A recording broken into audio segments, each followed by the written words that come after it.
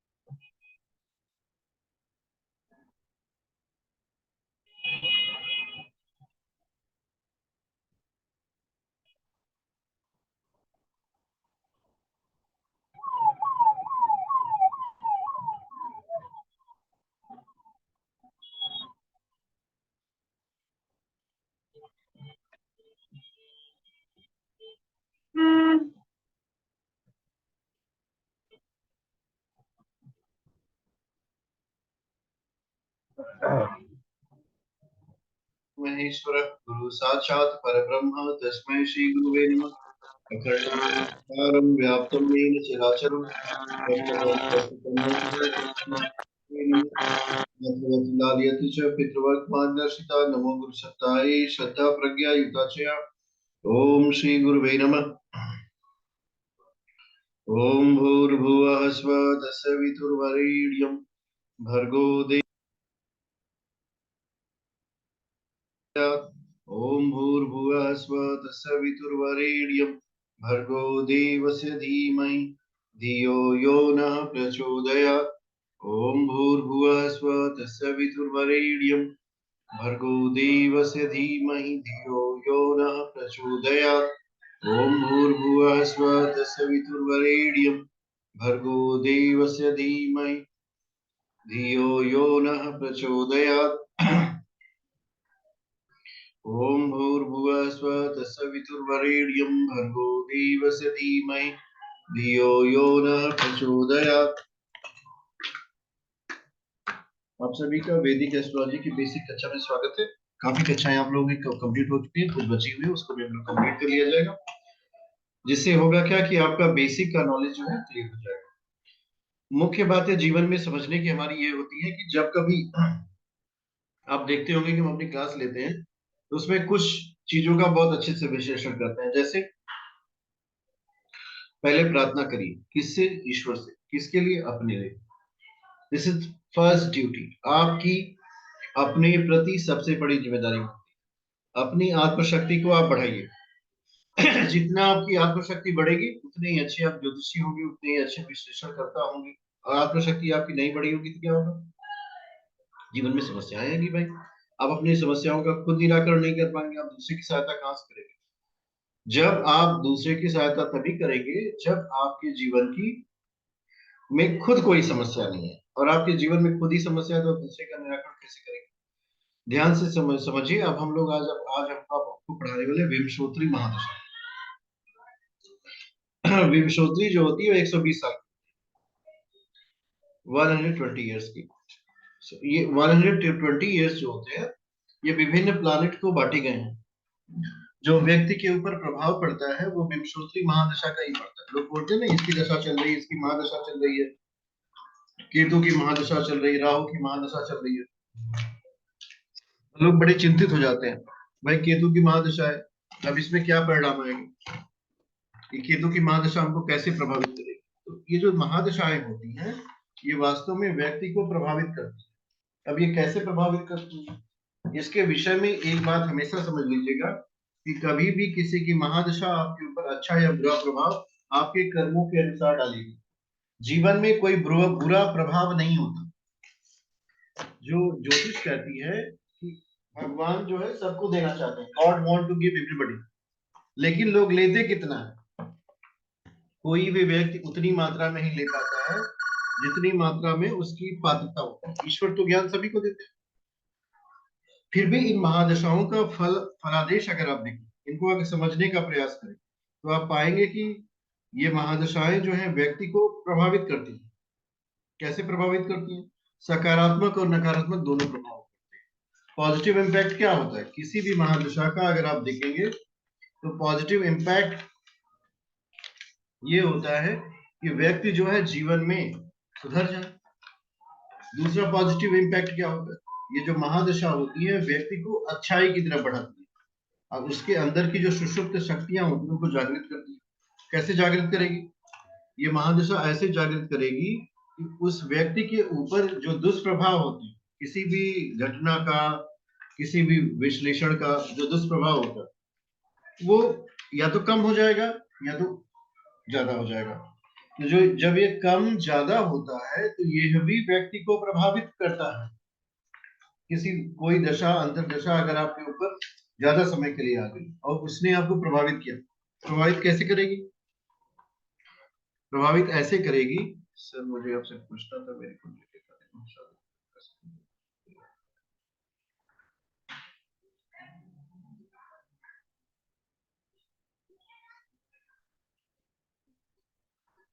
ये जो दशाएं होती हैं ये व्यक्ति को बिल्कुल प्रभावित करती है। इसमें कोई भी अपने में संदेह नहीं रखना चाहिए। Never keep any kind of doubt in mind, ये दशा हमको प्रभावित नहीं करेगी। ये बिल्कुल करेगी, दशा अपना काम करेगी, आपको अपना काम करना है। जब आप अपना काम नहीं करेंगे तो दशाएं आपके ऊपर दुष्प्रभाव डालेंगी। सो दुष्प्रभाव से बचने का प्रयास करना चाहिए। जब आप दुष्प्रभाव से बचेंगे तब जाकर के जीवन में आपके प्रगति होगी। अक्सर ऐसा होता है कि लोग जो है हर चीज का दोषारोपण ग्रहों पे डाल देते हैं। जब ग्रहों पे डाल देते हैं तो उसका प्रभाव क्या होता है?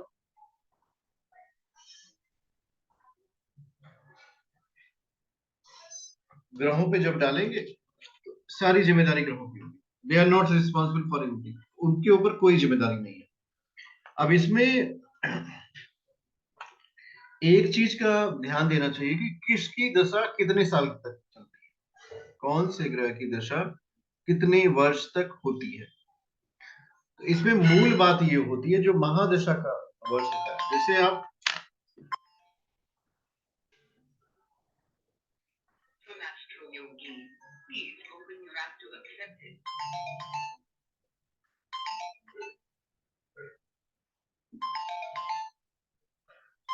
जो महादशा का काल होता है, अब जो प्लैनेट्स होते हैं वो एक निश्चित समय तक महादशा का फल देते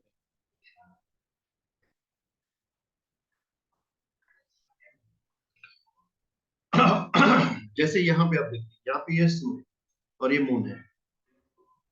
13 अप्रैल 1999 से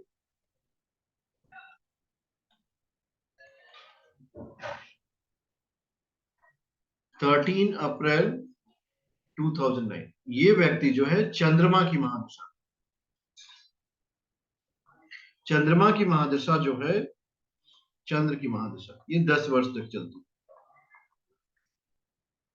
अब चंद्रमा के बाद आता है मंगल, देखिए यहाँ पे मार्स लिखा हुआ है। मंगल की महादशा यहाँ पे देखिए 2009 या 2016, ये 7 वर्षों तक रहती है।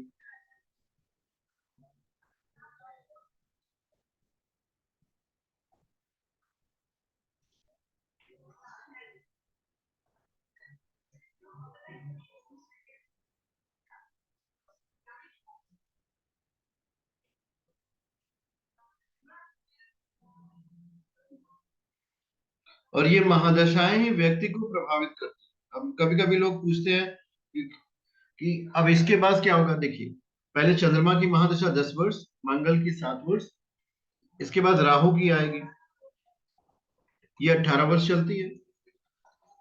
गुरु की महादशा ये 16 साल चलती है। शनि की 19 साल चलती है। बुध की 17 वर्ष चलती है। केतु की 7 वर्ष चलती है। शुक्र की 20 वर्ष चलती है। और सूर्य की महादशा जो है 6 वर्ष। इसमें अगर आप देखेंगे तो सबसे बड़ी महादशा शुक्र की है 20 ईयर्स तक, और उसके बाद शनि की, उसके बाद गुरु की। तो ये महादशाएं व्यक्ति के जीवन के ऊपर जो है बहुत अच्छा या बुरा प्रभाव डालेगी, ये व्यक्ति डिसाइड करेगा। अगर व्यक्ति जो है सात्विक प्रकृति का है, होता क्या है देखिए कि हर व्यक्ति के जीवन में, चाहे वो धनवान हो चाहे वो गरीब हो, उस व्यक्ति के जीवन में सुख और दुख, ये जो शब्द हम बता रहे हैं सुख और दुख, ये व्यक्तिगत होता है। व्यक्तिगत का मतलब ये उस व्यक्ति पे डिपेंड करता है कि एक ही घटना उसे सुखी बनाएगी और एक ही घटना किसी दूसरे व्यक्ति को दुखी बना सकती है। ये व्यक्ति के विचारों पर निर्भर करता है। पर ये महादशाओं का जो जनरल फल होता है, जनरल फल ऐसे समझिए कि ये महादशाएं व्यक्ति को प्रभावित करती है, बिना प्रभावित किए छोड़ेगी नहीं। अब महादशा जब भी चलेगी तो अकेली तो होती नहीं है। अकेले का मतलब कोई भी महादशा अकेले नहीं आती, उसके अंदर अंतरदशा होती है, प्रत्यंतर दशा होती है। प्रत्यंतर का मतलब 3 होते हैं। अब ये 3 क्या है उसको समझे।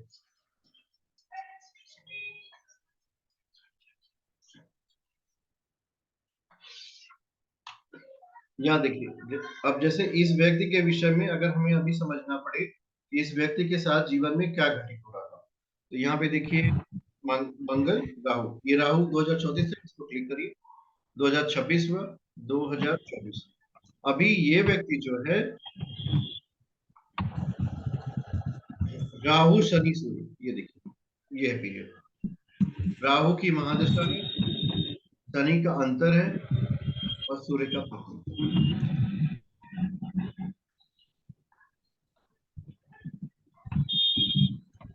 इसकी वजह से होगा क्या, इस व्यक्ति को परिणाम मिलेंगे वो राहु शनि सूर्य के मिलेंगे। राहु की महादशा में शनि का अंतर है और सूर्य का पतन, जो परिणाम भी मिलेगा मिक्सअप मिलेगा। अब इसमें एक बात जो है बहुत अच्छे समझने की होती है कि ग्रहों के परिणाम उनकी स्थिति का तात्पर्य यह है कि कुंडली में कौन सी स्थिति में उसी तरह के वो परिणाम देते हैं। तो तब जाकर के आपको कुंडली का विश्लेषण करना पड़ेगा। जब आप कुंडली का विश्लेषण करेंगे तो ग्रहों के परिणाम बदल सकते हैं, और जो भी ग्रह आपका अच्छी अवस्था में है वो अच्छा परिणाम देगा। अगर कोई ग्रह अच्छी अवस्था में नहीं है तो अच्छा परिणाम नहीं देगा। इस बात में पूरी तरह से आप अपने आप को फिक्स कर लीजिए कि हमारी कुंडली में किस किस ग्रह की अच्छी अवस्था है, किस किस ग्रह की अच्छी अवस्था नहीं है। अच्छी अवस्था के ग्रह अच्छा परिणाम, दैट इज 100% ट्रू। और जो ग्रह अच्छी अवस्था में नहीं है वो अच्छा परिणाम नहीं देगा, दिस इज ऑल्सो 100% ट्रू। सो जब भी कुंडली का विश्लेषण करने हम चलते हैं तो कहाँ से पहले लग्न को चेक कर लिया, और एक और चार्ट है जिसमें दूसरी इंफॉर्मेशन भी अपने दिमाग में आज आप ऐड कर लो।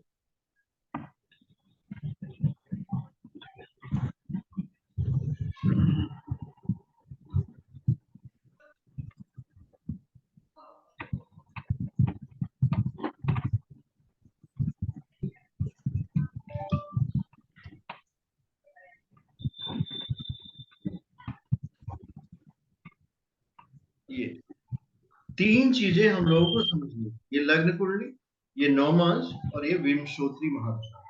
इन तीनों को एक साथ हमको मिलाना। तो लग्न कुंडली जो होती है, जब किसी व्यक्ति का जन्म होता है उस समय ग्रहों की जो स्थितियां वो हमारी लग्न कुंडली में आती है। नवमांश को कहते हैं D9 चार्ट, मतलब एक भाग को एक राशि को 9 भागों में बांटते हैं, तो ये D9 चार्ट बना। D9 चार्ट जो होता है व्यक्ति के भाग्य को बताता है, नवमांश भाग्य को बताएगा। अब दूसरी बात, कोई भी ग्रह लग्न में किसी भी अवस्था में अगर वो D9 में स्ट्रांग हो जाता है तो वो फलादेश D9 का करेगा। तात्पर्य ऐसे समझिए कि जब भी आप लग्न और D9 को मिलाएंगे तो इस बात का ध्यान रखेंगे कि अगर वह ग्रह D9 में स्ट्रांग है तो वो D9 का परिणाम देगा। अगर वो ग्रह D9 में स्ट्रांग नहीं है तो D9 का परिणाम नहीं देगा। क्लास में आपको भी आना चाहिए। मैंने एक बार पूछा था, मेरा लॉक तो कर दिया आपने एस्ट्रोलॉजी। क्या कर दिया? लॉक कर दिया मैं वहां। अच्छा, तो लॉक कर दिया होगा। हाँ, तो लॉक क्यों कर दिया? अब इसमें होता क्या है देखो कि D9 चार्ट और लग्न को मैच करो। जैसे ये वाली कुंडली जो हमारे पास है, ये प्रवीण कुमार की कुंडली है। अब इस कुंडली में हम लोग D9 और लग्न को समझने का प्रयास करते हैं। ध्यान से समझिएगा। यहाँ देखिए, इस वाली कुंडली में सूर्य जो है यहाँ पे, सूर्य वृश्चिक राशि में, और यही सूर्य यहाँ सेंटर में आ जाता है। सूत्र क्या कहता है, कोई भी ग्रह जो D9 चार्ट के सेंटर में होता है वो बलवान, वो अच्छा परिणाम देगा। ऐसे समझिए, कोई भी ग्रह D9 के इस पार्ट में आ जाए that will give you benefit. तो इस भाव से अगर आप जाते हैं तो इस कुंडली का जो सूर्य है वो आपको अच्छा परिणाम देना चाहिए। दूसरी बात, अगर आप शुक्र को चेक करें,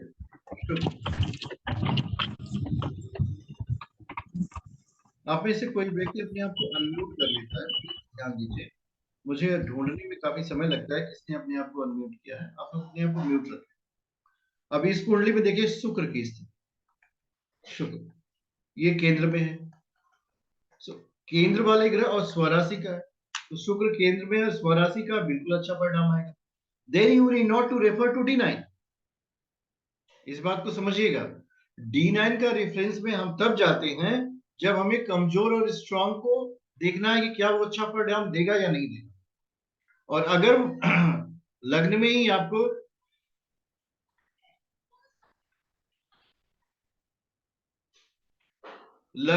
आपको मिल जाती है इस तरह की व्यवस्था, तो आपको D9 में जाने की आवश्यकता नहीं है। रूपा जी, आप क्लास में हैं क्या?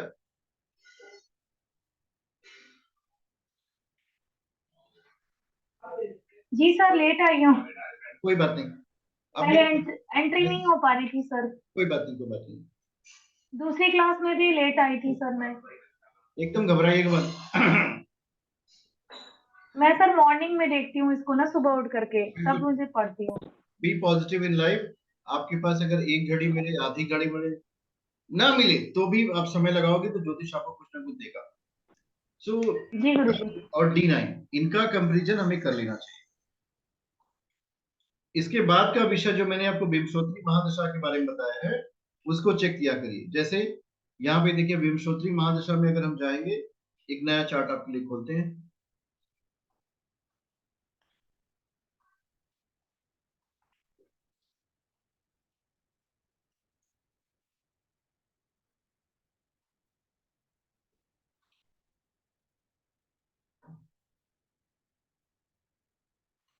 ये देखिए, मैंने खोल दिया।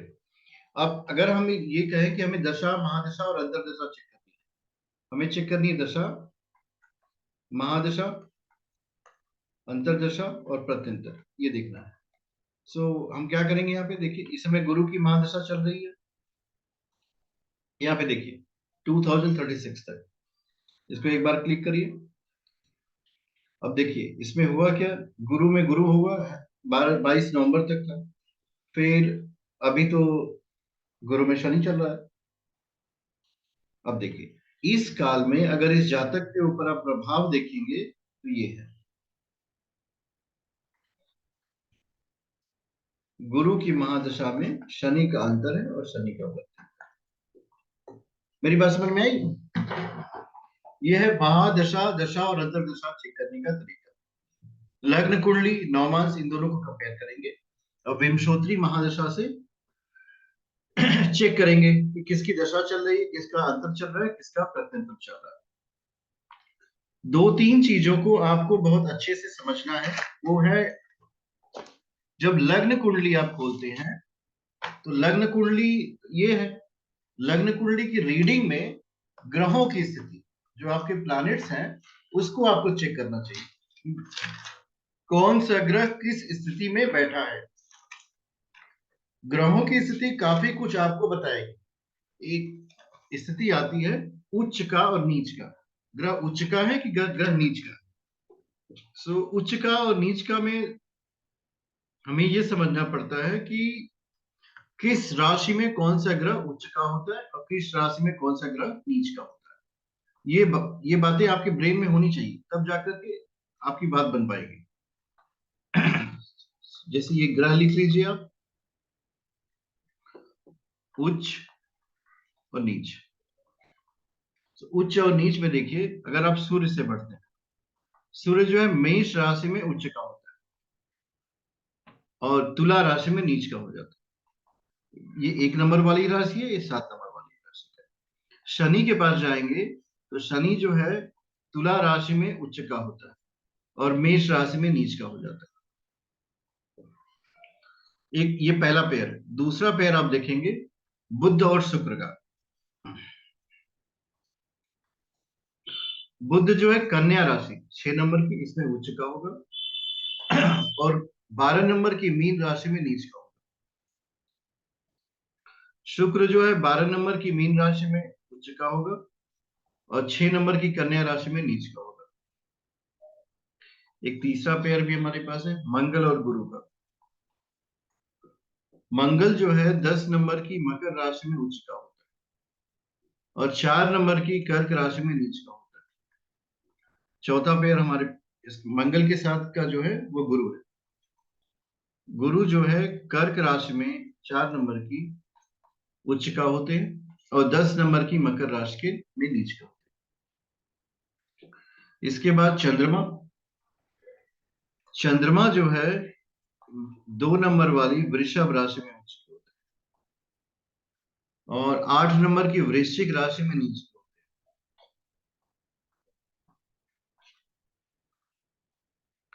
उसी तरह राहु और केतु, इनका एक अलग पेयर है।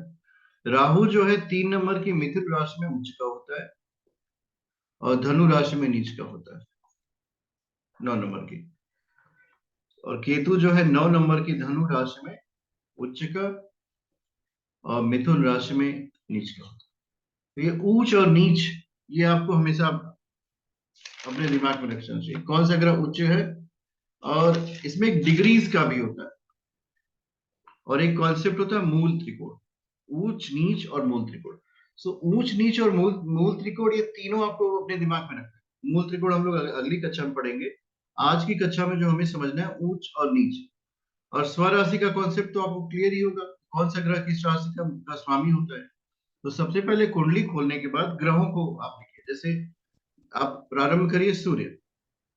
और एक बात बताएं, सबसे आसान है लिखने की बजाय, जो अभी के सॉफ्टवेयर आते हैं ना वो सब कुछ बना देते हैं, उसमें आपको ज्यादा कुछ करने की आवश्यकता नहीं है, सिर्फ आप उस पार्ट को खोलो। देखिए ये है, मैंने खोला ग्रह स्थिति, आप लोगों को दिख रहा है कि नहीं दिख रहा? देखिए सूर्य,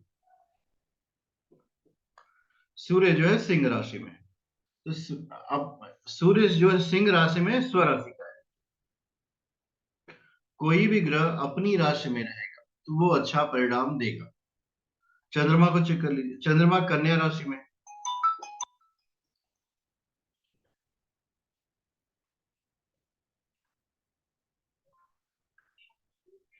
हेलो।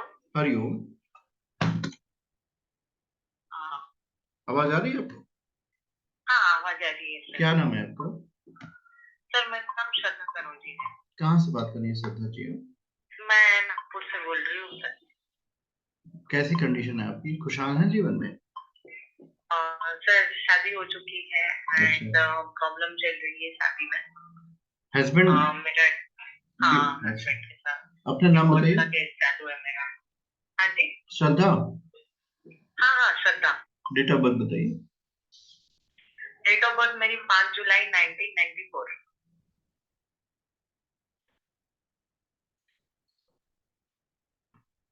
टाइम बताइए। शाम के 5:45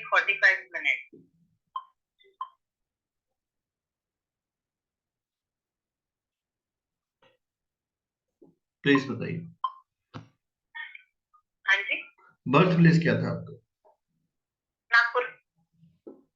शादी कब हुई थी आपकी? मेरी शादी हुई है 23 अप्रैल 2019। लव मैरिज थी आपकी? नहीं नहीं, अरेंज मैरिज थी। बच्चे हैं? नहीं वो भी नहीं। आप किस प्रोफेशन में हैं? क्या जी?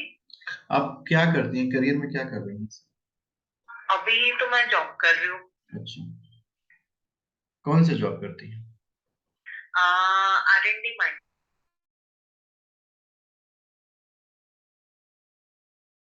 वहां पे जॉब कर रहे हैं एंड मैं नागपुर में हूँ। अच्छा अच्छा, आप दोनों लोग साथ में रहते हो कि अलग अलग रहते हो?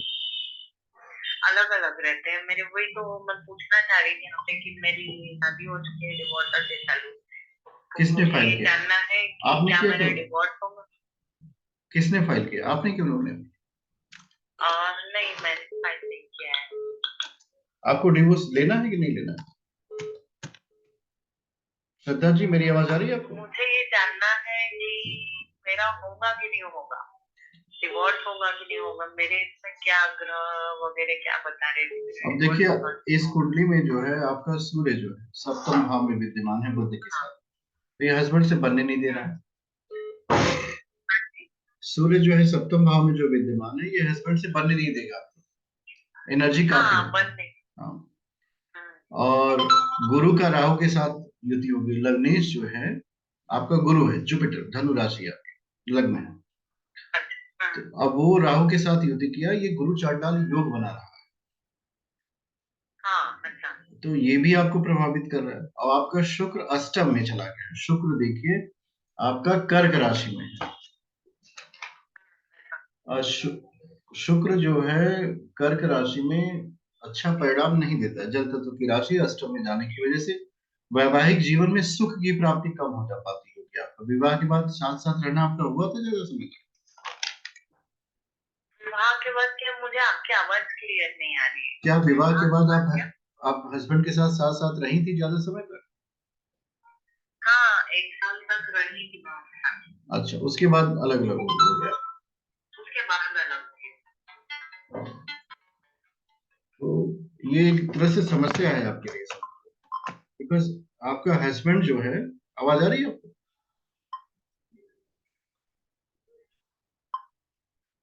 आवाज आ रही है? होल्डवर ठेवण्यात आला आहे, कृपया लाईनवरच राहा हॅलो, अथवा थोड्या वेळाने कॉल करा. आपल्या आवडत्या SMS पॅक SMS लोन साठी डायल करा 12135 टोल फ्री. आपका कॉल क्या आप हमें सुन पा रही हैं आप? हाँ हाँ सुन पा रही हूँ. देखिए, हस्बैंड तो आपके बहुत अच्छे हैं, बट हाँ miss educated personality, highly competent personality, ये भी कभी कभी जीवन में कठिनाइयां बताता है। दोनों अगर इक्विवेलेंट हो जाएं तो भी रहना साथ में मुश्किल हो जाता है। ये both are of same nature. मुझे आवाज क्लियर नहीं आ रही. अब आ रही है? अब आ रही है आवाज? हाँ अब आ रही है. तो कहीं ना कहीं ये भी प्रॉब्लम ही क्रिएट करता है। जब दोनों एक ही नेचर के हो जाते हैं तो भी प्रॉब्लम होता है। अब इसमें ये आपको समझना है कि क्या आपका डिवोर्स होगा। तो डिवोर्स का केस तो फाइल कर दिया गया। अब डिवोर्स क्यों नहीं होगा?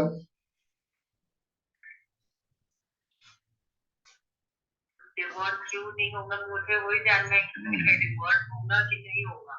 मैं खुद कंफ्यूज हूँ. आपकी बात होती है उनसे? नहीं, मेरी बात नहीं होती है. उनके साथ रहना है आपको? मुझे रहना है, बट उनको उनका कंडीशन नहीं मालूम मुझे कि उनको रखना है कि नहीं रखना है. उनसे बातचीत हुई तो आपने पूछा कि कौन सी ऐसी बात है मेरे अंदर जिसकी वजह से आपको डिवोर्स चाहिए? तो बताया उन्होंने? तो मेरी सासू माँ के वजह से प्रॉब्लम है उनको. अच्छा, तो आप तो दूर दूर रहती है, तो फिर सासू माँ will not get in trouble. जब उन्होंने डिवोर्स का केस फाइल किया तो कुछ आपसे बोला था कि आप ऐसे रहो वैसे रहो, या फिर किसी तरह का कोई झगड़ा हुआ था? नहीं नहीं, झगड़ा हुआ था. झगड़े के बाद तो मैं हम लोग में 2 साल से यहाँ पे संतुष्ट हूँ. अच्छा, सो अब इसमें चार्ट में देखो, आपका नक्षत्र प्रणाली में लिखो ना, वो आपकी डिवोर्स की तरफ लेके जा रहा है। हाँ, तो अब इसमें कुछ है नहीं, नथिंग इज लेफ्ट, बिकॉज आप लोग बातचीत भी नहीं करते हो। You are only husband and wife for the name से कह सकते हो। हाँ, फोन नहीं देखे हैं अभी. There is possibility.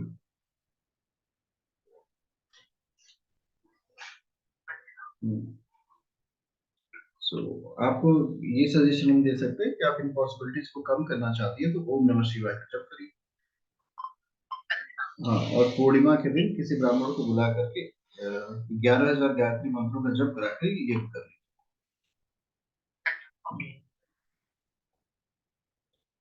मेरी बात समझ में आ रही है? हाँ, ये संकल्प करा करके हमारा वैवाहिक जीवन अच्छा चले, बिकॉज आपको डिवोर्स नहीं देते। हाँ, इसको करा लीजिए, फिर हमें आप बताइएगा। हरिओम।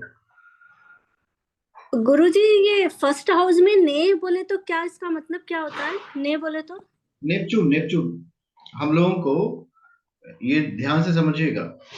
हम आपको एक लाइव कॉल इसलिए सुना रहे थे, आप लोग सुन रहे थे? हम आप ये देखिए, नेपच्यून है। हाँ जी सर, सुन रहे थे, सुन रहे थे। मेरा काम है भाई, देखो हमने आपको लाइव कॉल सुनाई, देखिए बात कैसे करते हैं जी। नेचर में मतलब?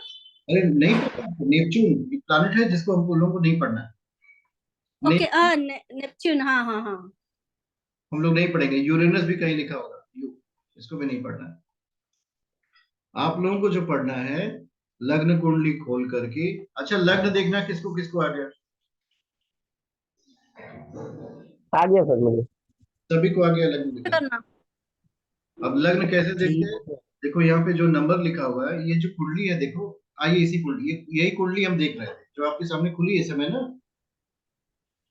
यही कुंडली, इसी कुंडली का हम विश्लेषण कर रहे थे। देखिए यहाँ पे 9 नंबर लिखा है, ये हो गया धनु, इनकी लग्न जो है धनु लग्न है, और इस कुंडली में सप्तम में सूर्य और बुध विद्यमान, तो कभी भी हस्बैंड से बने ही नहीं। सूर्य और बुध जो होते हैं, बुध आदि योग बना दिए और सप्तम भाव में गर्मी होती है। सो देर इज नो क्वेश्चन कि इनका बनेगा। देखिए 1 साल तक अपने हस्बैंड के साथ रहे, फिर 2 साल से अलग है, हस्बैंड ने इनके ऊपर केस कर रखा है डिवोर्स का। और दूसरी साथ गुरु का बलवान होना बहुत आवश्यक है वैवाहिक सुख के लिए। आप जो लोग समझ लीजिए, गुरु के साथ राहु हुआ तो गुरु जो तो वीक हो गया। किसी भी महिला की कुंडली में गुरु अगर बलवान नहीं है तो वैवाहिक जीवन का सुख प्राप्त करना काफी मुश्किल है। इसलिए जब लोग विवाह करना चाहते हैं तो महिलाओं की कुंडली में गुरु को देखते हैं, गुरु में बल है कि नहीं है, क्योंकि गुरु में बल होगा तो वही गृहस्थ को चलाएगा, और गुरु में अगर बल नहीं है तो गृहस्थ नहीं चलेगा। अब गुरु में राहु की युति, आपके सामने हम कॉल इसलिए सुना रहे थे कि आप लोग समझो कि कुंडली में कौन कौन से कारक हैं। और ये जो है मीटिंग करेगी। दूसरी बात ये है कि दोबारा हम मीटिंग को ऑन नहीं करेंगे, दोबारा मीटिंग ऑन करेंगे।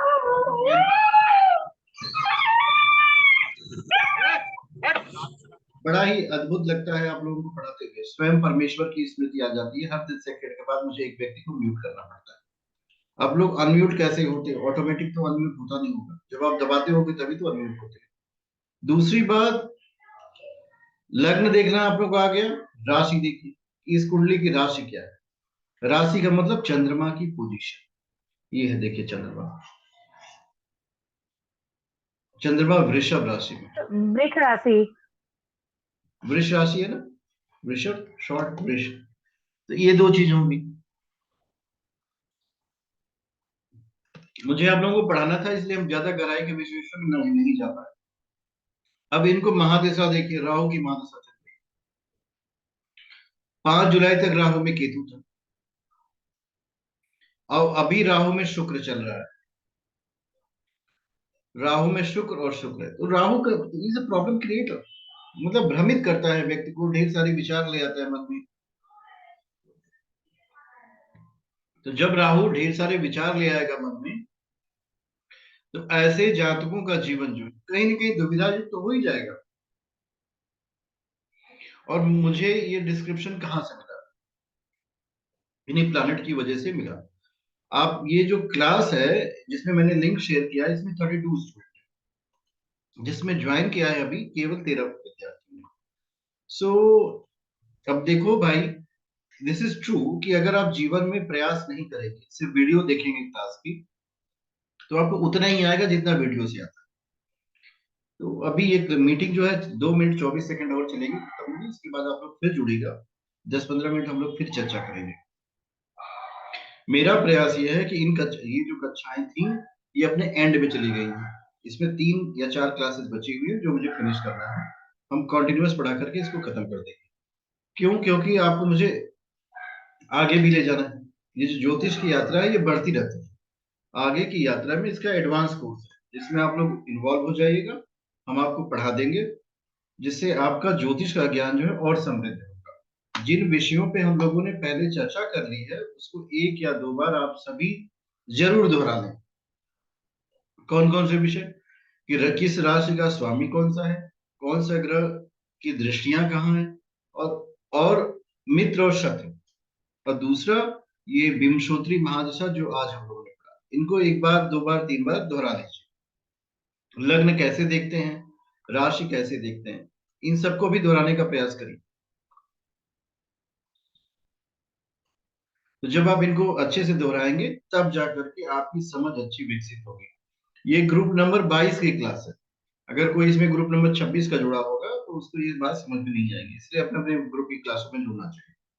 जिस दिन कंबाइंड क्लास होती है उस दिन लिंक सभी को भेज देते हैं। सो इस बात का पूरा ध्यान रखिए, जो आपको पढ़ाया जा रहा है उसको दोहराइए। जितना दोहराएंगे उतना ही ज्ञान आपका अच्छा हो जाएगा, समुन्नत हो जाएगा, और आपको सीखने का अवसर प्राप्त होगा। अगर नहीं दोहराएंगे तो भूल जाएगा। प्रिंसिपल ऑफ रिपीटिशन बहुत आवश्यक है।